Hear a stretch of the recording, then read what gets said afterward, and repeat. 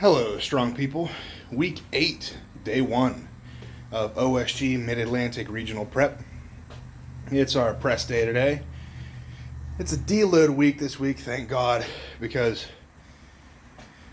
I need it. I'm tired. I'd be lying if I said I felt good today. I just feel bloated, and not in like a good way. Like sometimes you want to feel some bloat, specifically on like pressing. I like to feel a little bit bloated. Just like there's more of you to like rest on then. So I am pressing today, so maybe it'll be all right. But I'm just not quite there. With that being said, and I did say it's a deload. It's kind of a deload. So I'm not cleaning anything today. Axle, at least the axle. There's no log strict press today.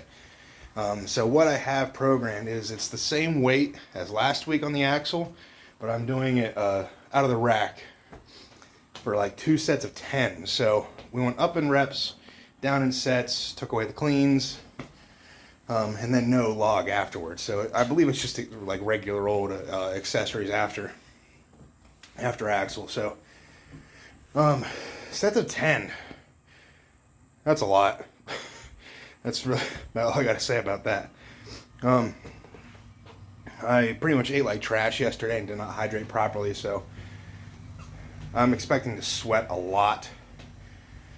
Just because I feel like I'm holding on to a lot of water weight right now. I didn't hydrate very well today, at least not as well as I should have. So I worked from home today.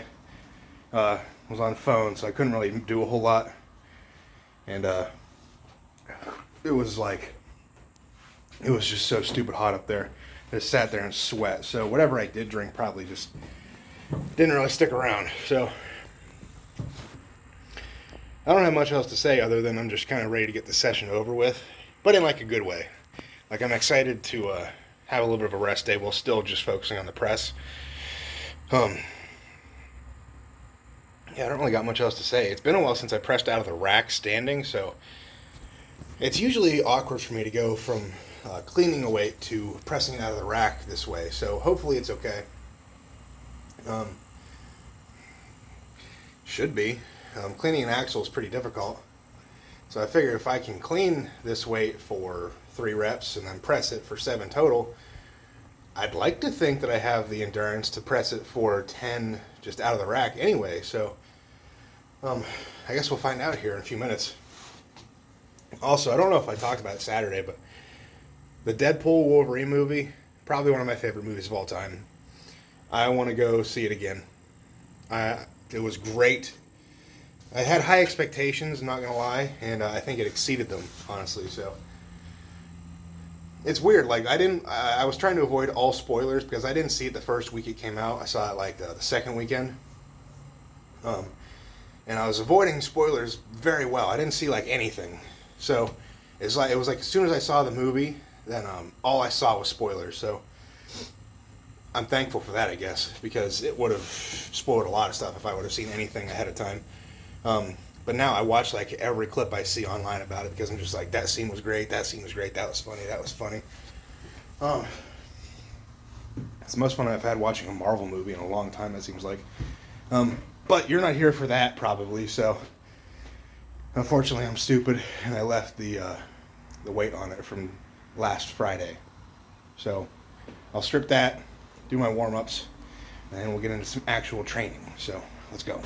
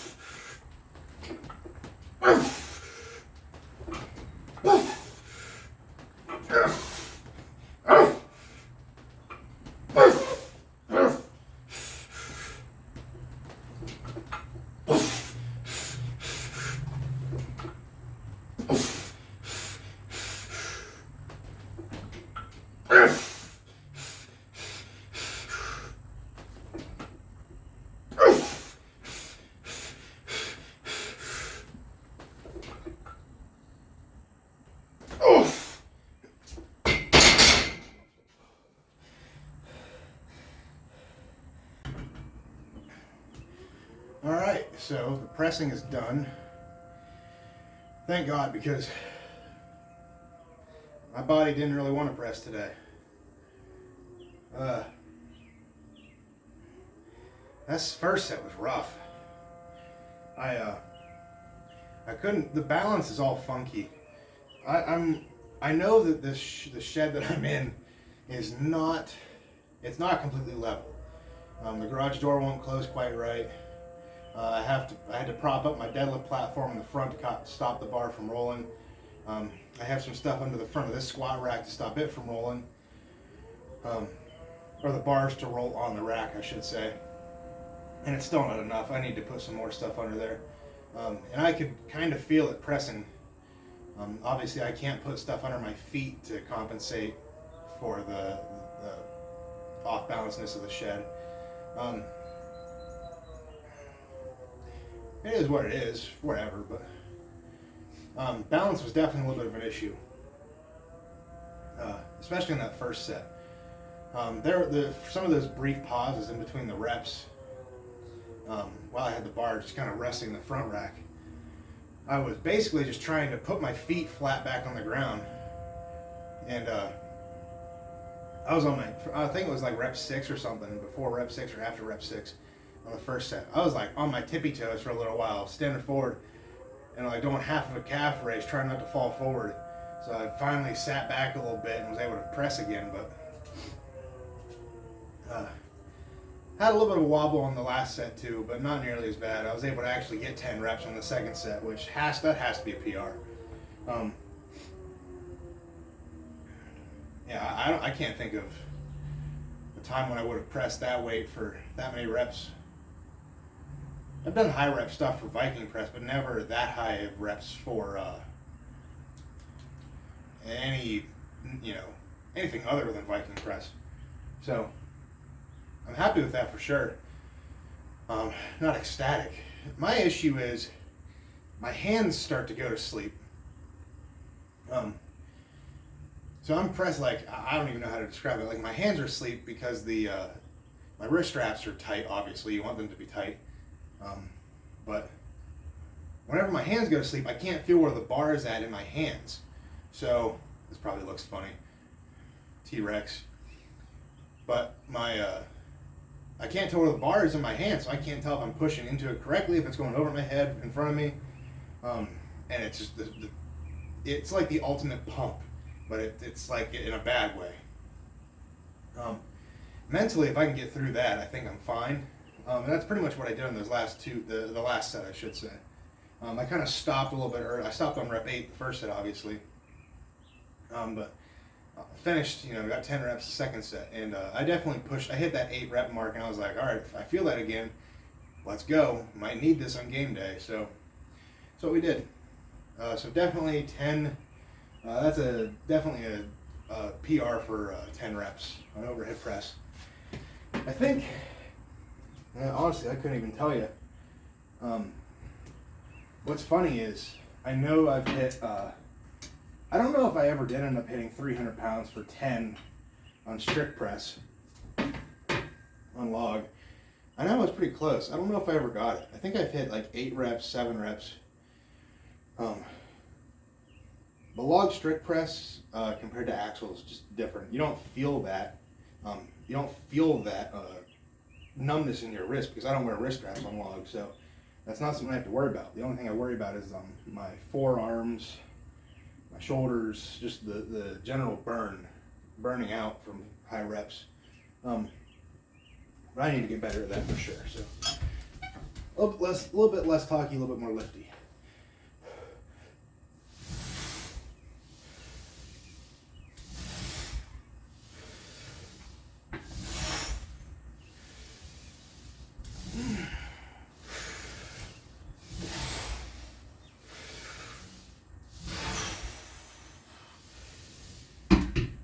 I'm only doing 3 sets of 6 on this. Deload day, so I don't really have a whole lot to do after that. It's like 2 sets of, like side, front, rear delt raises for shoulders, and I think a couple sets of core work. It's just how it is for deload days. It feels like I haven't had a deload in forever. Which in a way is true. Because I did the online qualifiers. I did the online qualifiers like I had the max deadlift like right before a deload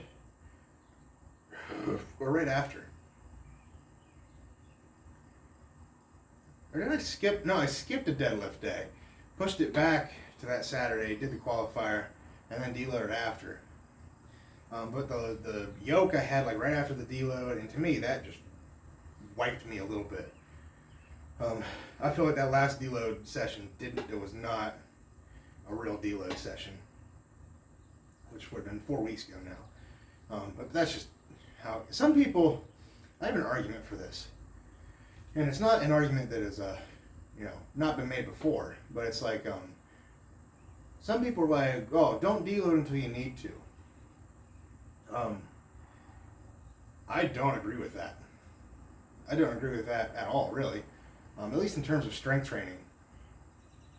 In bodybuilding, I don't really think there's really such thing as a deload. Because, like, your objective is not to move, like the most weight necessarily. You just kind of do whatever you can do that day, I guess. But for strength training, some people are like, don't deload till, you feel like you need to. And I'm like, at that point, I feel like it's already too late. I think you should deload every 4 weeks or so, so you don't have to deload in the future.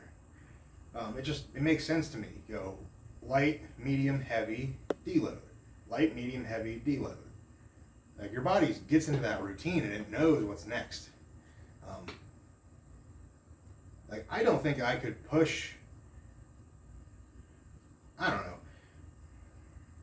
I just think it makes sense to have a planned deload. Because what if you're not planning a deload? You walk into the gym, you have something heavy scheduled because you're not deloading, and then you're in there and you're like, oh, I can't do this today. So now you have an unplanned deload. And you got to switch around your training days because you just couldn't do your heavy day that you were required to do. Now that could happen anyway.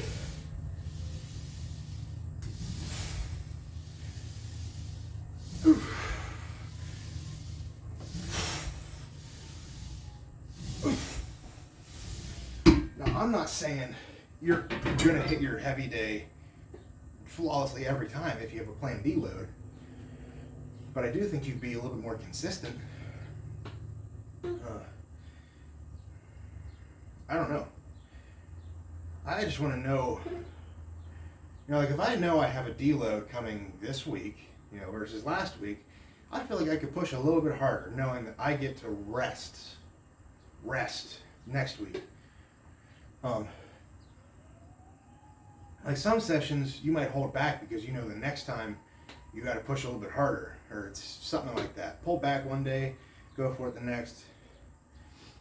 I don't even know how you program a program without a deloading. I feel like you just run people into the ground that way. But I've never really coached anybody. So I might not know what I'm talking about, but it's just my thoughts. And it could be because I've done it every 4 weeks of deload for years now, ever since I've had my coach. I'm guessing you can hear the sirens about to fly by.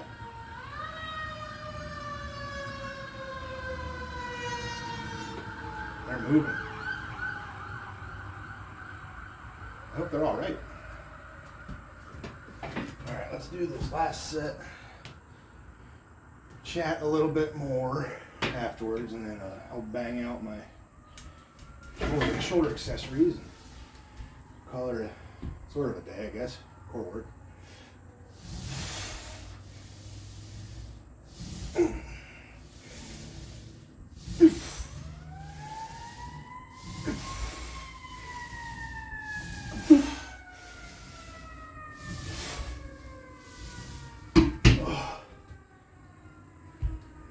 I don't know. Every time I have a deload session coming up, it feels like I'm in need of it. I've never... Oh, more. Jeez.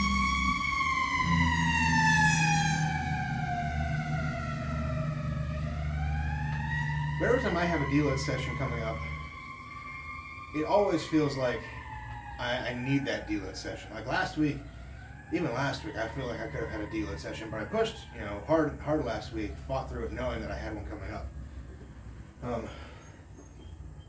That's just my thoughts on it. So I've been doing it this way for so long, maybe it's the only way I know.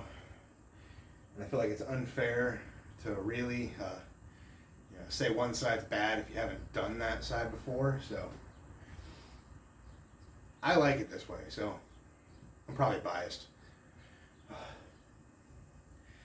Also, I need to stop looking at Facebook Marketplace. I'm trying to think, what's the last strongman thing I bought?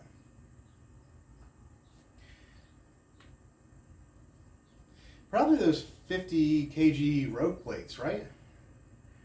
Stupid flies. 50 kg rogue plates? I think so. That's gotta be it. And that was before regionals. So I'm doing pretty good, guys. Probably because I gotta pay for a garage. But my newest thing that I keep looking at now, and I really shouldn't, is Camaros. Not like just nice cars. I've never even really been that much of a car guy, but like there's certain cars out there that like I'd love to have. Like if Subaru made a WRX hatchback, a new version, and it didn't look like trash, kind of like the new WRXs, probably buy one. Not really, but I'd really want to. I'd rather have a paid-off car than a nice car that I got to pay, $400 or $500 a month for. So,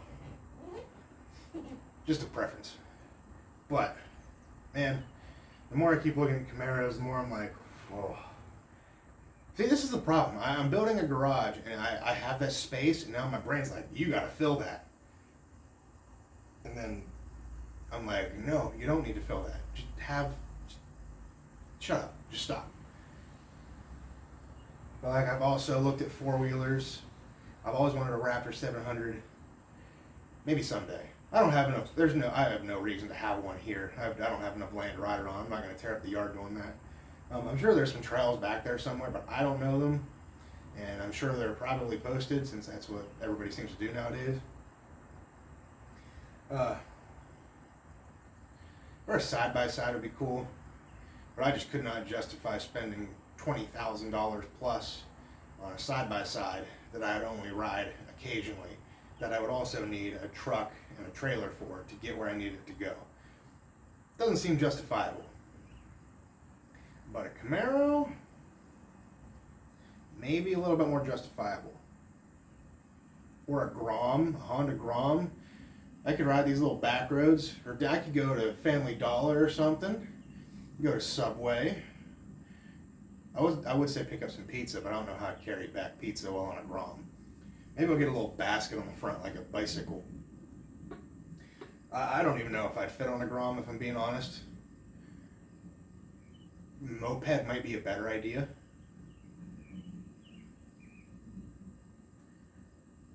I don't need any of that stuff. I really don't. If I didn't live in Pennsylvania, maybe I would have a Camaro as a daily driver, because why not? But I'd end up dying if I drove that thing around in the winter, rear-wheel drive. And around here, it's a really bad idea. You could do it, but I don't want to do it.